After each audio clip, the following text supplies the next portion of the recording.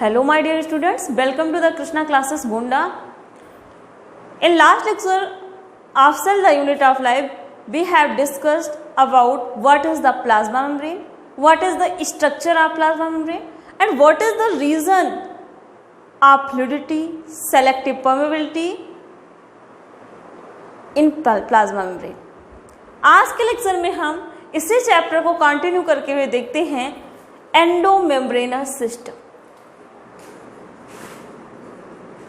Now question arises, what is endomembranous system? अब हमारा एक यहाँ पे क्वेश्चन उठता है, एंडोमेम्ब्रेनस सिस्टम क्या है? अगर हम बात करते हैं इसके टर्म्स की, endo define inside,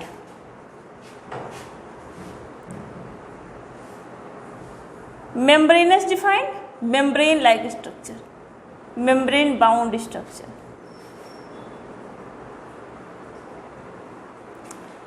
Means inside the plasma membrane, means in the cytosol or cytoplasm. क्योंकि प्लाज्मा मेम्ब्रेन के अंदर क्या भरा होगा? प्लाज्मा मेम्ब्रेन के अंदर हमारा क्या भरा होगा? फ्लूइड भरा होगा. फ्लूइड मैट्रिक्स होता है, that is known as cytoplasm. और उस साइटोप्लाज्म के अंदर कुछ हमारे membrane bound cell organelle.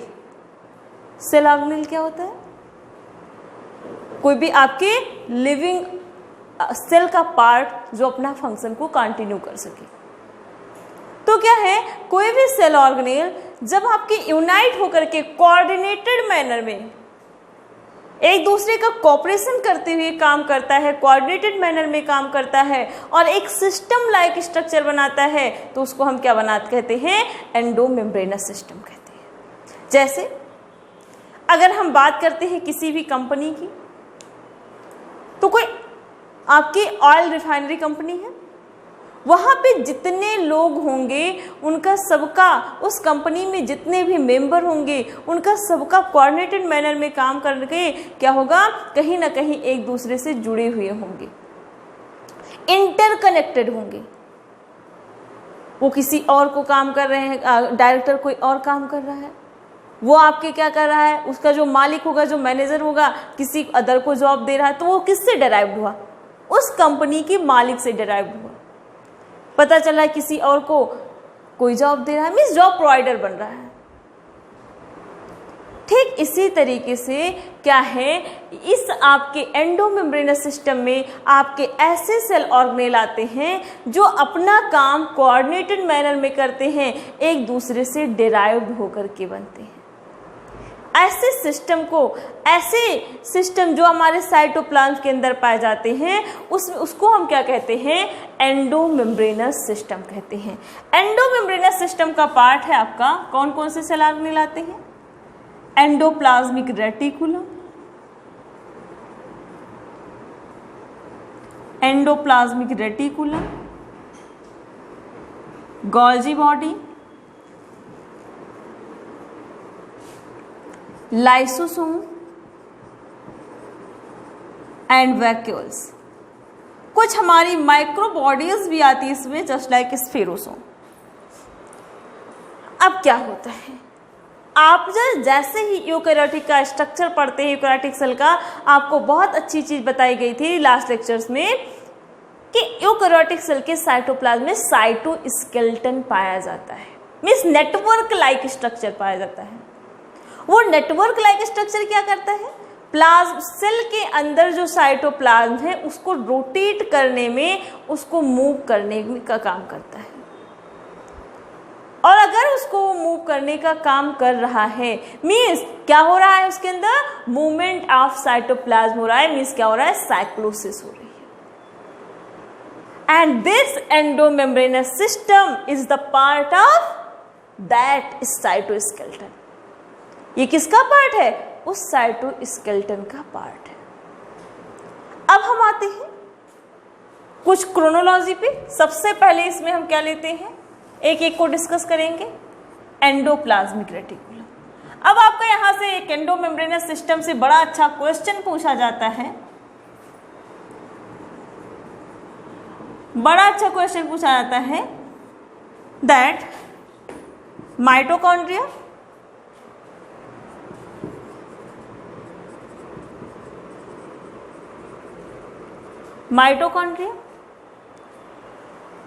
Chloroplast and पैराक्सीसोम।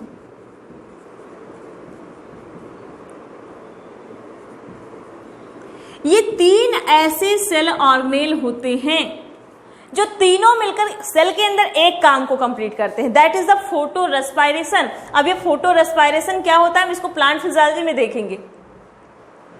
Photo respiration, ये तीनों मिलकर के क्या करते हैं, फोटो रेस्पायरेशन की प्रोसेस को कंप्लीट करते हैं। अभी के लिए इतना जानिए। लेकिन क्या है, माइटोकॉन्ड्रिया क्लोरोप्लास्ट, ना माइटोकॉन्ड्रिया से क्लोरोप्लास्ट डिराइव्ड होता है, ना क्लोरोप्लास्ट से पैराक्सीसोम आपका डिराइव्ड होता है। मींस माइटोकॉन्ड्रिया एंड क्लोरोप्लास्ट कैसे है, सेमी ऑटोनॉमस ऑर्गेनेल है, सेमी ऑटोनॉमस ऑर्गेनेल है। तो क्या होता है कि इसको हम नहीं कह सकते, काम तो तीनों मिलके एक ही कर रहे हैं, लेकिन इसको हम एंडोमेम्ब्रेनस सिस्टम का पार्ट नहीं कह सकते। बाकी एंडोमेम्ब्रेनस सिस्टम में कौन कौन सा आपका आता है, एंडोप्लाज्मिक रेटिकुलम आएगा, गोल्जी बॉडी आएगा, लाइसोसोम आएगा, वैक्यूल्स आएगा। हम जैसे जैसे एक एक को डिस्कस करेंगे आपको समझ में आता चला जाएगा कि ये एंडोमेम्ब्रेनस सिस्टम का पार्ट कैसे है। पहला हमने लिया endoplasmic reticulum. Endo means inside, plasmic means cytoplasm में, रेटिकुलम का मतलब होता है नेटवर्क लाइक स्ट्रक्चर। सेल के साइटोप्लाज्म में जो पूरे आपके साइटोप्लाज्म में फैला हुआ एक नॉन लोकलाइज्ड मेम्ब्रेनस स्ट्रक्चर है, जो क्या कर रहा है, मैकेनिकल सपोर्ट प्रोवाइड कर रहा है सेल को, that is called as endoplasmic reticulum. एक लैब्रिंथ है, एक जाल है। अब अगर हम बात करते हैं इसकी डिस्कवरी की, सबसे पहले 1897 में एक साइंटिस्ट थे ग्रेनियर, इन्होंने एंडोप्लाज्मिक रेटिकुलम के कुछ टुकड़े देखे जिसको नाम दिया इन्होंने एर्गेस्टोप्लाज्म। एर्गेस्टोप्लाज्म मीन्स एंडोप्लाज्मिक रेटिकुलम को ग्रेनियर ने क्या कहा, एर्गेस्टोप्लाज्म। 1961 में एक साइंटिस्ट थे K.R. पोर्टर, इन्होंने टर्म डेराइव किया, इन्होंने एक टर्म दिया that is endoplasmic reticulum. Means credit of discovery is goes to, credit of discovery K.R. Porter. अब हम आते देखते हैं कि कैसे होता है ये स्ट्रक्चर और इसका किस तरीके से हम एनालिसिस करके जान पाएंगे कि इसका काम क्या होता है। तो जब हम साइटोप्लाज्म के अंदर सबसे पहले देखते हैं, उसे एनालाइज करते हैं, हमें नेटवर्क लाइक एक मेम्ब्रेनस स्ट्रक्चर दिखाई देता है जो पूरे साइटोप्लाज्म में फैला होता है, उसको हमने क्या टर्म दिया, एंडोप्लाज्मिक रेटिकुलम।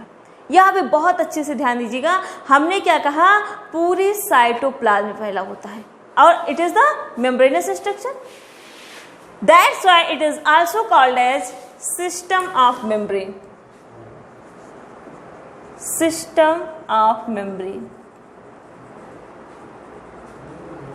अगर हम इसके स्ट्रक्चर की बात करें तो ये हमारे न्यूक्लियस से अटैच्ड, ये हमारा न्यूक्लियस है, इस न्यूक्लियस से अटैच होकर के और लगभग पैरेलल स्ट्रक्चर में चलता हुआ आपका एक नेटवर्क लाइक स्ट्रक्चर है जो पूरे साइटोप्लाज्म में ऐसे क्या है, फैला।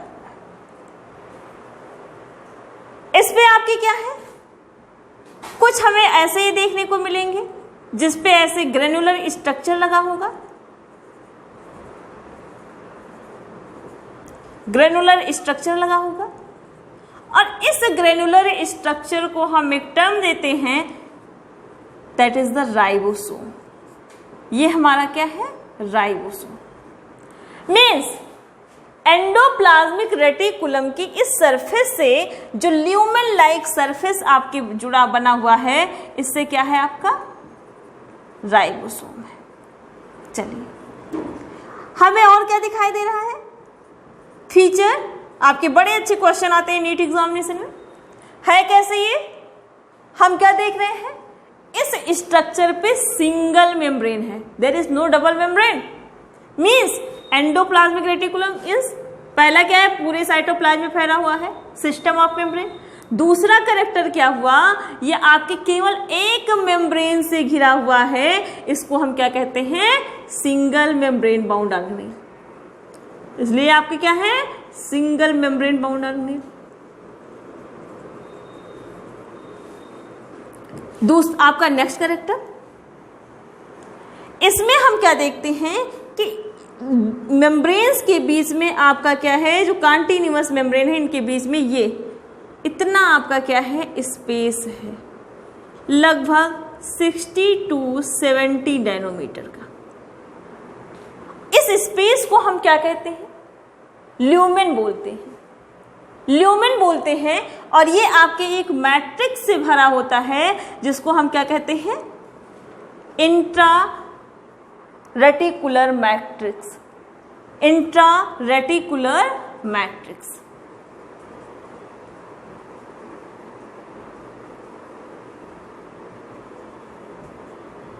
ये पूरे साइटोप्लाज्मिक मैट्रिक्स को क्या कर रहा है, ये पूरे आपके साइटोप्लाज्म को 2 पार्ट में डिवाइड कर रहा है, एक तो जो इसके अंदर है इंट्रा रेटिकुलर मैट्रिक्स, और जो साइटोप्लाज्म का कुछ पार्ट इसके अंदर अंदर ऐसे बाहर फैला हुआ है, दो पैरेलल आपके ल्यूमेन के बीच में और बाहर फैला हुआ है, उसको हम कहते हैं एक्स्ट्रा साइटोप्लाज्मिक मैट्रिक्स।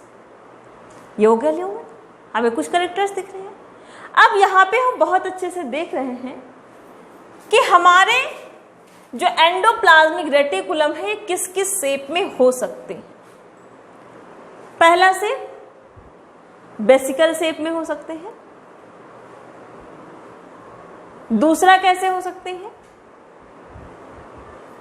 आपके पैरेलली एक दूसरे पे स्टैक लाइक का ये अरेंज हो सकते हैं, जिसको हम कहते हैं सिस्टर्नी। और तीसरा ये आपके ट्यूब लाइक स्ट्रक्चर में हो सकते हैं, इसको हम क्या कहते हैं, ट्यूबुलर। ये इनका एक्सटर्नल अपीयरेंस हो सकता है। जब हम बात करते हैं इनके स्ट्रक्चर की, तो हमें ये तो on the basis of size पता चलता है, लेकिन जब हम on the basis of nature देखते हैं तो हम क्या देखते हैं कि जो हमारा एंडोप्लाज्मिक रेटिकुलम है इट इज 2 टाइप। हमें एक कौन सा टाइप देखने को मिलता है, ऐसा टाइप देखने को मिलता है जिसके सरफेसेस पे क्या अटैच है, आपके राइबोसोम अटैच है। और राइबोसोम के अटैच होने की वजह से, because ribosome is the granular structure, so the surfaces of endoplasmic reticulum becomes rough, and that's why this type of endoplasmic reticulum is known as rough endoplasmic reticulum. Rough endoplasmic reticulum. In short, we can say it RER. And second one, on which there is no ribosome is present, means this type of endoplasmic reticulum has smooth surfaces. That's why this type of endoplasmic reticulum is called as smooth endoplasmic reticulum.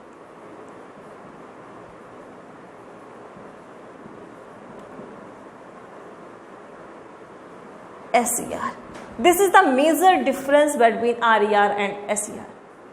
There are some more difference between RER and SER, we can see here.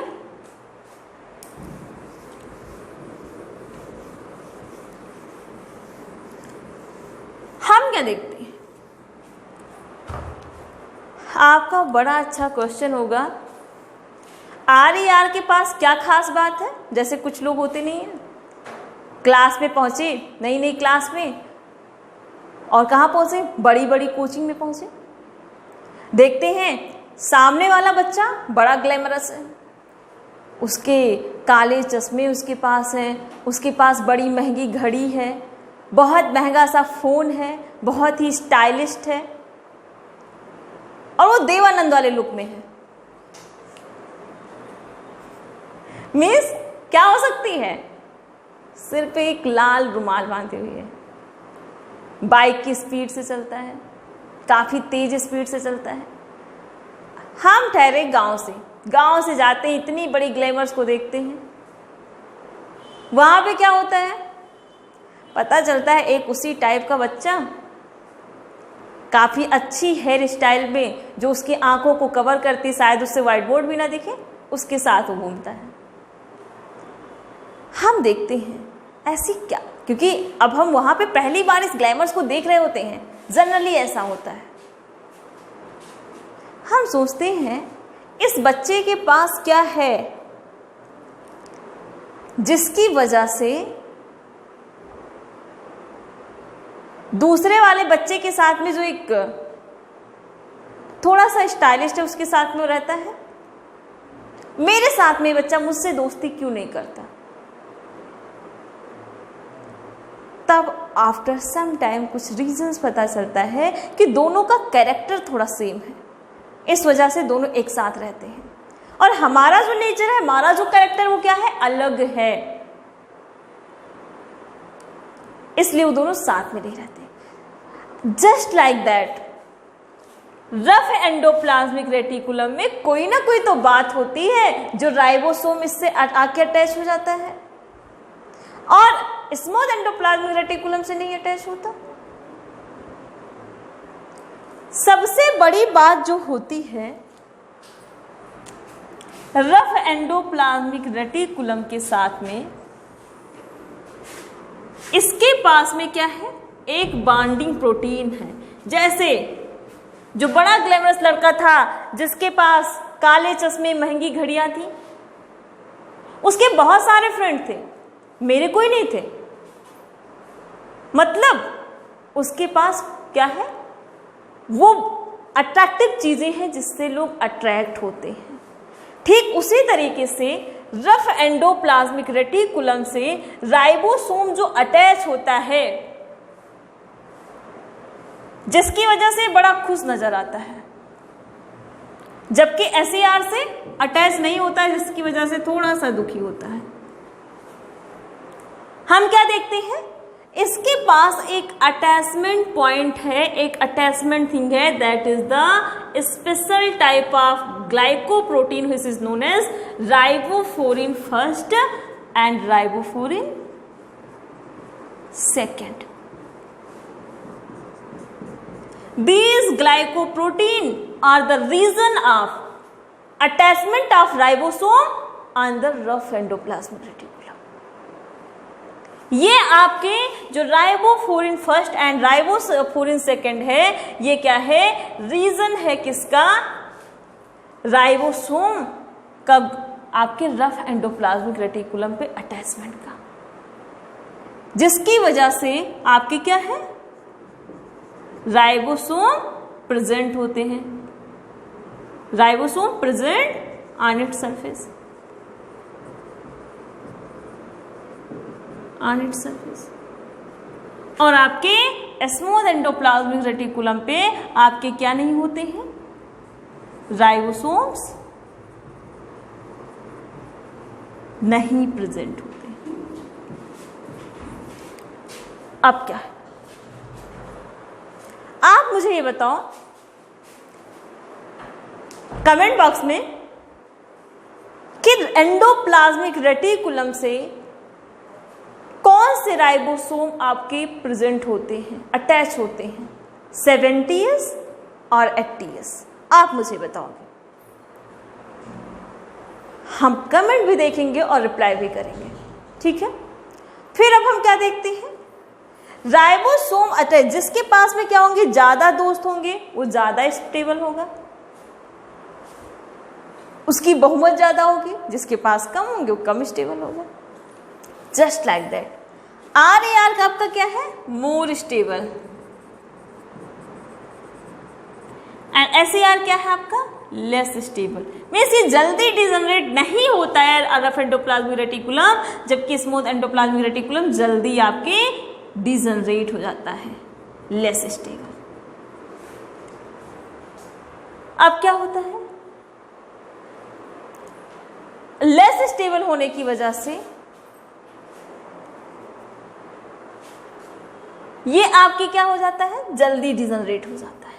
Next feature अगर हम देखें तो next feature क्या होता है, ये आपका maximum cisternae से बना होता है, मोस्टली कंपोज्ड ऑफ सिस्टर्नी, जबकि ये किससे होता है, mostly composed of tubules, tubule से बना, ट्यूब्यूल लाइक स्ट्रक्चर इसमें ज्यादा होते हैं।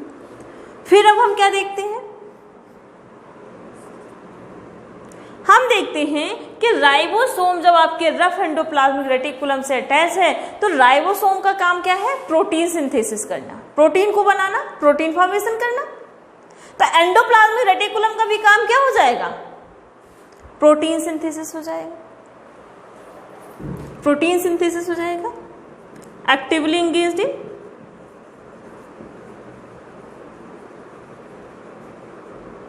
Protein synthesis.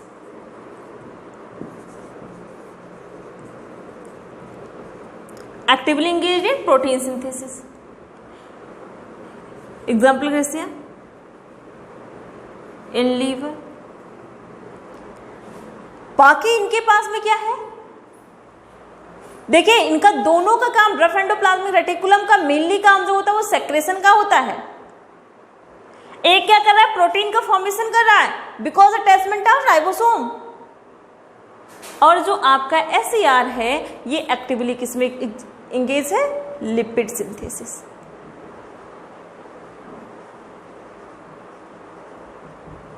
For example synthesis of steroidal hormone,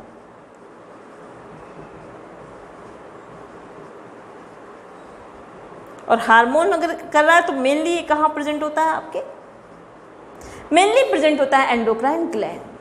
तो इस तरीके से आपके क्या होते हैं, दो तरीके से एंडोप्लाज्मिक रेटिकुलम पाए जाते हैं। एंडो का मतलब इनसाइड, प्लाज्मिक मतलब cytoplasm, reticulum means network like structure. Cytoplasm के अंदर जो नेटवर्क लाइक स्ट्रक्चर होता है that is known as endoplasmic reticulum. It is direct attached to the nucleus.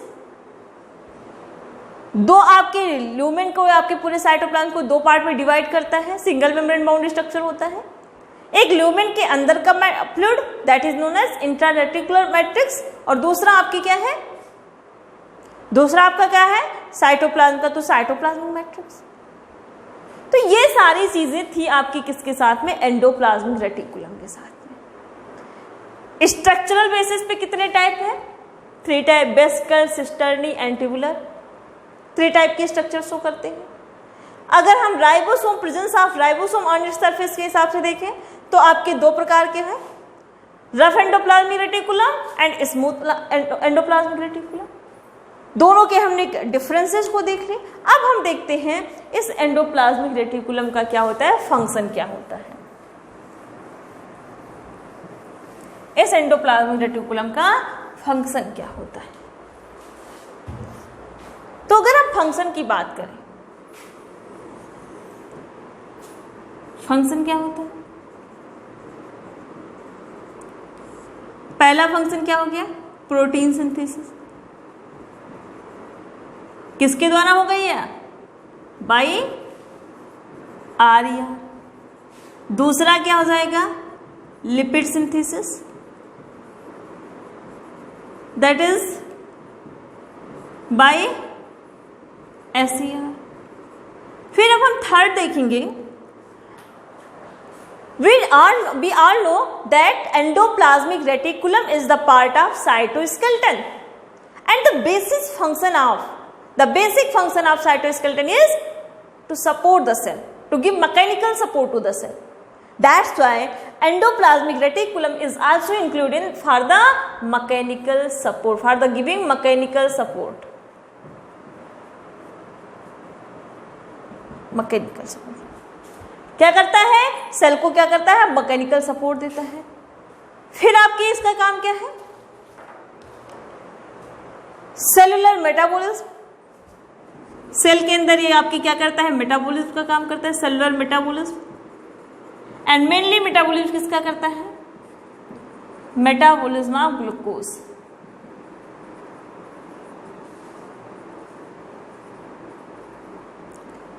Next इसका फंक्शन है detoxification of drugs, pollutant etcetera. ये क्या करता है, दवाओं का डिटॉक्सिफिकेशन करता है। क्या करता है, दवाओं का डिटॉक्सिफिकेशन करता है। जो पोल्यूटेंट्स होते हैं उनका डिटॉक्सिफिकेशन करता है, उनको डिटॉक्सिफाइज करता है, जो मेनली कहाँ प्रेजेंट होगा, लीवर में प्रेजेंट होगा।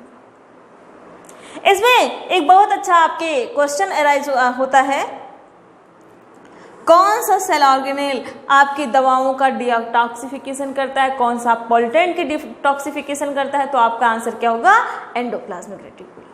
ठीक है, समझ में आया। फिर आपके इसका काम क्या होता है, तो आपके न्यूक्लियर मेम्ब्रेन का फॉर्मेशन करता है और इसके बहुत सारे काम होते हैं। जो आपकी माइनर फंक्शन है, जो मेजर फंक्शन है, वो हमने यहाँ पे क्या कर दिया, डिस्कस कर दिया। तो इस तरीके से हम देखते हैं तो हमें पता चलता है what is the endomembranes system, which organelle is the part of endomembranous system. फिर हम क्या देखते हैं कि आपके एंडोप्लाज्मिक रेटिकुलम क्या होता है, इसका स्ट्रक्चर कैसे होता है, कितने टाइप का होता है और इसका फंक्शन क्या होता है। नेक्स्ट लेक्चर में हम देखेंगे what is the Golgi body, what is the structure of Golgi body and so on. हम इस चैप्टर को जस्ट कंटिन्यू करेंगे, ठीक है।